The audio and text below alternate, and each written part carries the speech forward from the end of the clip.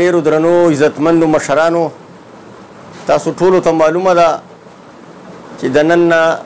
یو هفته مخکې چې کوم په سوات باندې او بیا په ټول خیبر پښتونخوا باندې کوم قدرتي افت د سیلاب په شکل کې راغی او دا داسې سیلاب راغی چې د 2010 چې کوم سیلاب و هغه زموږ نه ير شو دی په ټول سوات کې، بیا بالخصوص په بالایي علاقو کې او د بالایي علاقو سره سره زموږ په تحصیل بابوزو کې، په لنډیکس کې، په بنګلادیش کې، په عجیب آبا کې، په بند حیات آباد کې، په اوږدو کې، په دې خواوشا علاقو کې او د دې سره سره بیا چې کومې بالایي علاقې دي که هغه بحرین بډۍ سیری ده، که هغه مانکیال دی، که هغه بحرین دی، که هغه کالام دی، که هغه وشو دی، که هغه اتروړ او ګبرال دی، د هغه ځای خلک چې دی نو ډېر زیات د مشکلاتو سره او ډېر زیات د تکلیفاتو سره مخامخ دی. نن سبا خو تاسو ټولو ته معلومه ده چې اټمي او ساینسي دور دی. د 2010 په نسبت باندې د حکومت سره هر قسمه وسایل ورسره موجود دي، تیار پلونو انتظامات ورسره شتي، نور سهولتونه ورسره شتي. اوس حکومت له پکار دا دي چې د دې سیلاب د راتللو نه بعد پوري طور باندې د بحالۍ چې کم کارونه دي په هغې کې بړ چرکړ ایسه والي او د دغه خلکو دوباره آبادکاریانې وکړي او د دې سره سره چې کم متاثرین دي چې هغو ته فوري طور باندې د خوراکي شیزونو سخت ضرورت دی چې خوراکي شیزونه ورته ورسوي او مواصلتي نظام ورته برابر کړي او چې څومره د محکمه هیلت په حواله باندې څومره ټیمان جوړېدی شي چې دې ته د ټول خیبر پښتونخوا نه بلکې د ټول پاکستان نه پکار ده چې دې بالایي علاقو ته موږ ولیږو چې دوی ته د علاج معالجې سخت ضرورت ته ورته چې د علاج معالجې د دوی سهولتونه بحال شي، ځکه چې د دې سیلاب سره سره په مختلفو امراضونو پیلاو به دلته خورېږي نو چې خورېږي نو د هغې دپاره پکار ده چې موږ د دې سره تعاون وکړو او کم از کم پی خاندان له کم از کم 10 لک روپۍ وله ورکړي او بیا ټول سوات چې کم دی دا یو قسمه افت زده وګرځوي. دلته د بجلی بیل،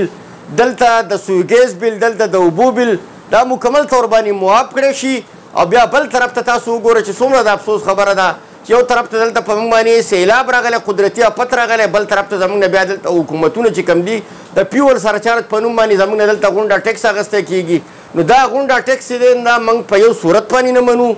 دا بجلي چې کومه ده دا د الله مهرباني ده چې دا په اوبو باندې چلیږي. حکومت یو قسمه بدماشي، یو قسمه ظلم جبر په دې قام سره شروع کړی دی او د دې قام نه داسې یو قسمه فارمي چرګانې تېرخ کړي دي په مرۍ والا چاړه راکاږي او حلالۍ یې. نو موږ دې حکومت ته خواست کوو چې حکومتونه او خلک د دې مقصد دپاره جوړوي چې دا ملک ترقي وکړي، دا ملک په خپلو خپو باندې ودرېږي. پکار ده چې وزیران، ممبران، بیروکریټس په خپلو خرچو کې کمی راولي. وزیر اعظم وشو چې د هغې کې کمی راشي، په ګورنر هاوس کې کمی راشي، په وزیر اعلی هاوس کې کمی راشي، دا اخراجات کم شي او دا دې قام ته راوباسي چې قام ته راوباسي د قام ضرورتونه به پکې پوره شي. بل طرف ته بیا په سوات کې تجربې کوي. زه به دې خبره باندې حیران یم چې روغ رمټ بورډ دی، د سوات بورډ دی چې دا د زمانې قدیم نه دلته آباد دی او د دې لپاره د سوات خلکو قرباني کړې ده، د هرې طبقې خلکو په کیسه اخیستې ده. نن حکومت راپاسي او هغه وایي چې دا एकदम موږ د دې ځای نه لرکوه، دا موږ پېښور ته وړو، په اته بورډونو نه یو بورډ جوړو. دا ډېره د حیراني کېدو خبره ده. موږ دا وینا ورته کوو چې دې بورډ له که چا لاس وله وروړو د هغه لاس په انشاءالله تعالی د الله په مهربانۍ باندې او د سوات د عوامو، د سوات د طالب علمانو، د سوات د استادانو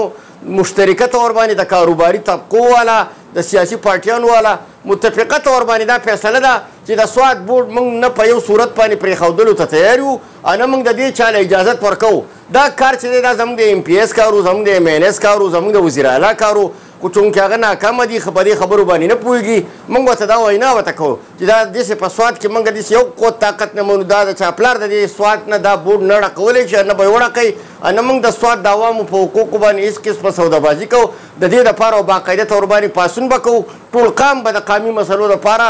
یو کېږو، د دې دپاره به جدوجهد کوو. نو زه د دې سکرین په ذریعه باندې هغه واکدارانو ته دا خواست کوم چې کم از کم د سیلاب متاثرینو سره ملګرتیا وکړي د بحالۍ په حواله کې، بیا د بجلۍ بدې بیل کې چې دا کم ټیکسونه راځي د پیول سرچارج په نامه باندې یا دا کومه ملا ماتونکې مهنګایي چې په موږ باندې مسلط ده. تاسو ولیدل چې د پیازو ریټ تر ټماټرو ریټ نن په سوونو کې نرخونو کې اضافه کېږي. کم از کم پکار ده چې په دې کې باقاعده تور باندې ته ټیکس چوټ پکې ورکړي چې د خلکو ته یو قسمه سهولت جوړ شو ته یو طرف ته په سواد کې سیلاب افتونه راغلي بل طرف ته په موږ باندې د ملا ماتونکې ګراني ده د دې سره به کم از کم په دې ملک کې د ملا نډر مسله به جوړېږي د غلاګانو مسله به جوړېږي غربت بېروزګاري به جوړېږي چونکې حکومت له پکار دا دي مرکزي حکومت له پکار دي صوبایي حکومت له پکار دي چې په دې خپل قام باندې رحم وکړي او د دې خپل قام سره په برپور طریقه باندې مرګ